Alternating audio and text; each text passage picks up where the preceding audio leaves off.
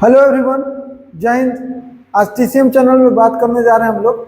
तो जी सीरीज 2025 का जो पीवाईक्यू चल रहा था उसमें इंटीग्रेशन का क्वेश्चन जो पूछा गया 23 जनवरी 2025 को मॉर्निंग शिफ्ट में। इसी में जो क्वेश्चन है वो डिफिनिट इंटीग्रेशन का क्वेश्चन है, दिख रहा होगा। अब हम लोग किसी क्वेश्चन को 4 स्टेप्स में बनाते हैं। स्टेप फर्स्ट में लिखते हैं कि गिवन इंफॉर्मेशन क्या है, जो क्वेश्चन में दिया हुआ क्या है उसको हम लोग स्टेप 1 में काम करते हैं।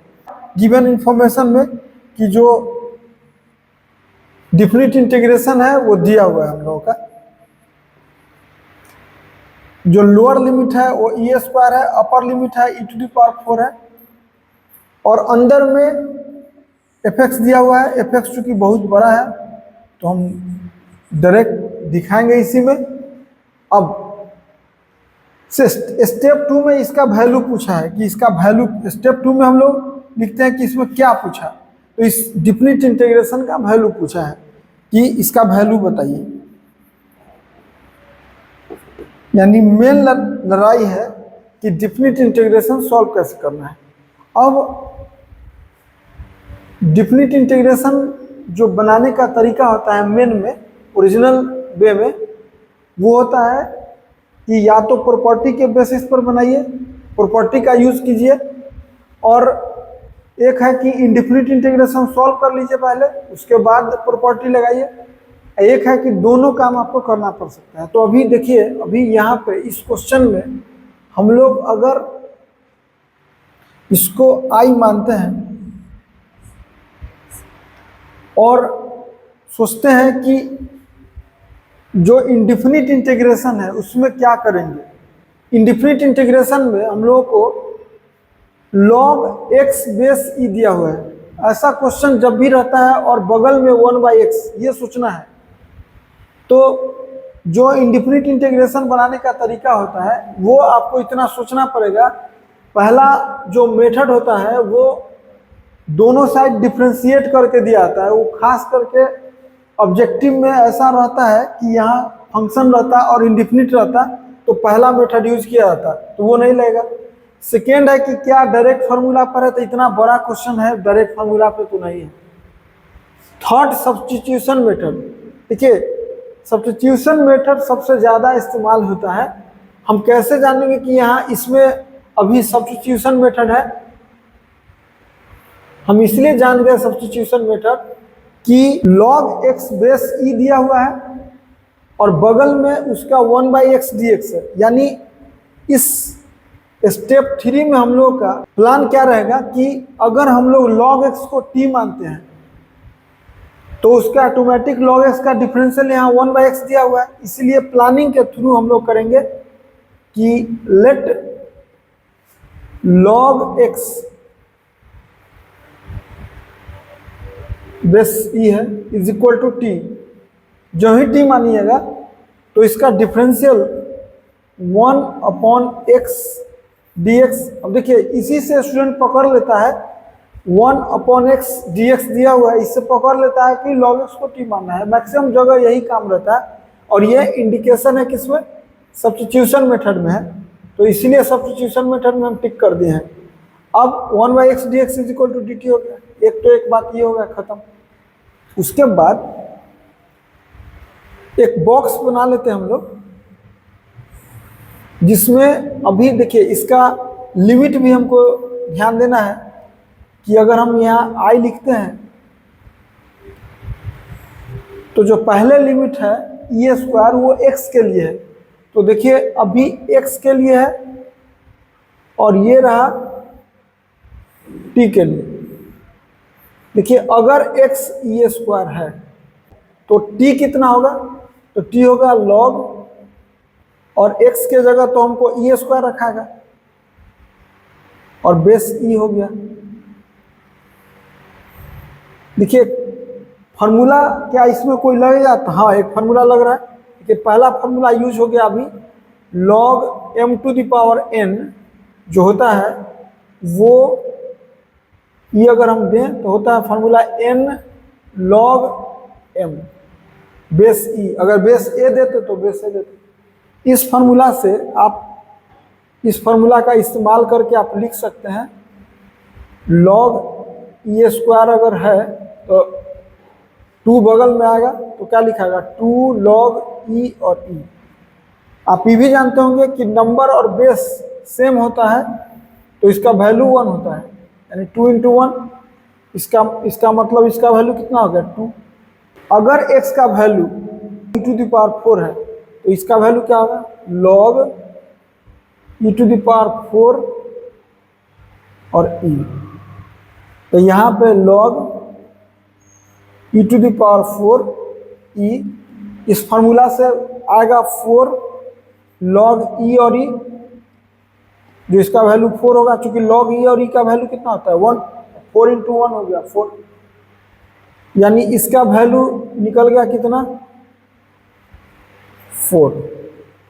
तो अब लिमिट में पहले जो ये जो लिमिट अभी दिया हुआ है, ये लिमिट जो पहले दिया हुआ है ई स्क्वायर, ये लिमिट अब चेंज होके हो जाएगा कितना 2, और ये जो लिमिट अपर लिमिट दिया हुआ है e⁴ वो लिमिट अब हो जाएगा 4। यहाँ कहा कि अगर x ई स्क्वायर है तो इसका वैल्यू 2, अगर x e⁴ है तो इसका वैल्यू 4। तो हम लिमिट, ये जो लिमिट है वो t का है, उधर जो लिमिट था, ये जो लिमिट था ये x का लिमिट था। अभी देखिए, अब अंदर इसको लिख सकते हैं e⁴, चूंकि log x को हम लोग मान चुके हैं t और पावर -1 है तो ये लिखाएगा t² + 1 पावर में -1 है, अपॉन में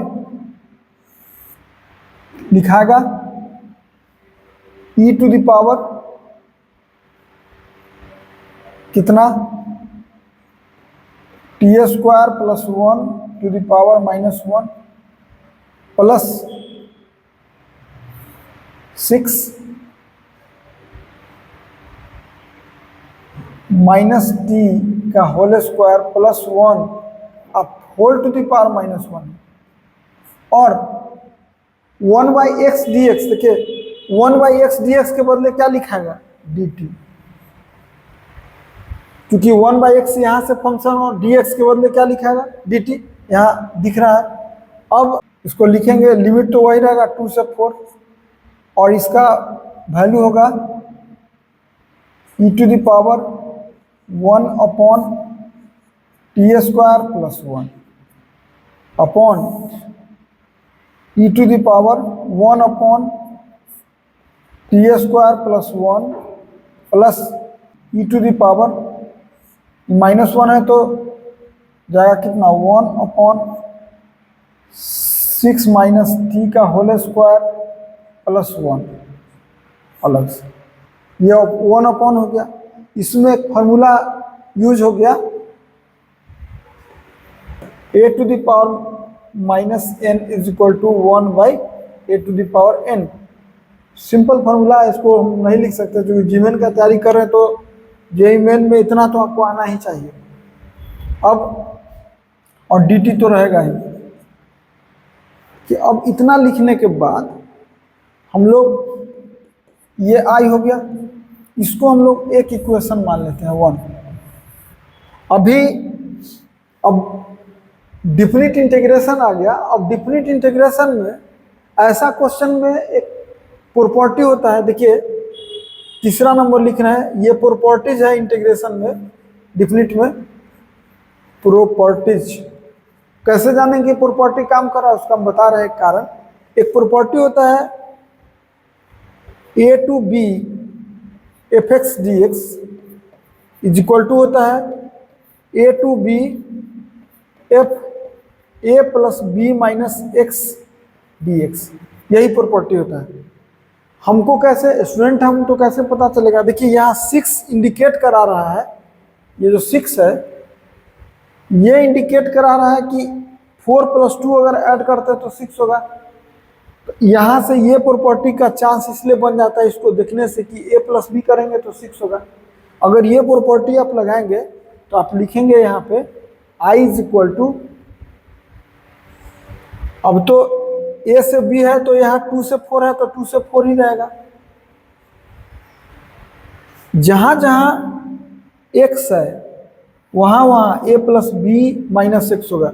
यहाँ तो चूंकि t के फॉर्म में है तो जहां जहां t होगा वहां वहां क्या होगा, a प्लस बी। तो a कितना है 2, b कितना है 4 माइनस t यानी 6 माइनस टी।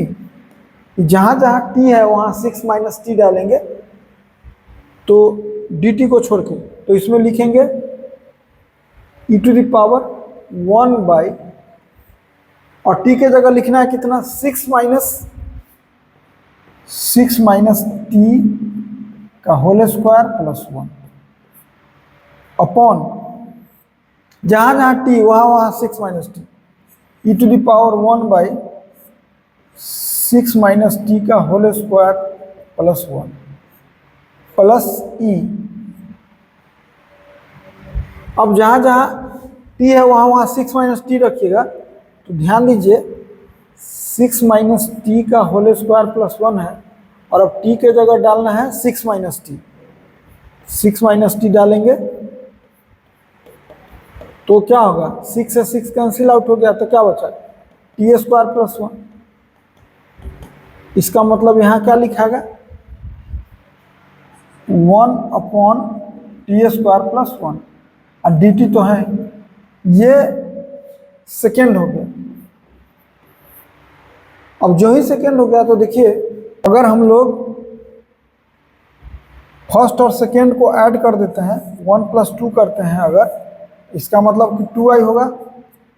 और RHS में देखिए अगर एग्जाम में है तो होता है क्या कि हम दोनों लिखते हैं तो बहुत टाइम मेरा जाएगा, न लिखते हैं तो कभी कभी कैलकुलेशन में गलती होने का चांस रहता है। तो उस समय क्या करिए, टेक्निक यूज कर दीजिए, इसको स्मॉल ए कर दीजिए। अगर सपोज कीजिए कि हम इसको कर दें स्मॉल ए, आई हो गया ए प्लस बी नया। देखिए अगर हम इसको अभी लिख दें small A upon A plus B, तो ई भी लिखाएगा क्या B upon B plus A, और दोनों जब ही ऐड कीजिएगा A upon A plus B और B upon A plus B, तो देखिए यहाँ A upon A plus B और B upon A plus B अगर ऐड करेंगे तो हो जाएगा A plus B by A plus B, और कट कर जाएगा 1। यानी दोनों को ऐड करेंगे तो इंटीग्रेशन का लिमिट तो वही रहेगा 2 से 4।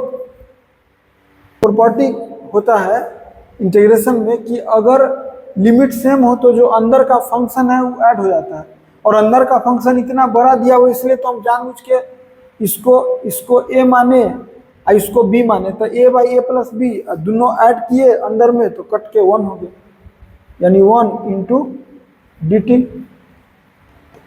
अब डी टी का इंटीग्रेशन आपको पता है टी, डी टी का इंटीग्रेशन टी लिमिट कितना है 2 से 4, कितना होगा, इसका मतलब कि 2i इज इक्वल टू कितना हो गया, इसको लिख सकते हैं 4, एक बार टी के जगह 4 रखागा माइनस एक बार टी के जगह 2, यानी फाइनल कितना हुआ 2, यानी i इज इक्वल टू 2। कभी कभी क्या होता है कि लड़का डायरेक्ट स्टूडेंट क्या करते हैं 2 आंसर मार देते जबकि इधर 2i है, तो इसलिए जब i लिखिएगा तो कैंसिल होके 1 होगा। अब स्टेप 4 में हम लोग फाइनल आंसर लिखते हैं,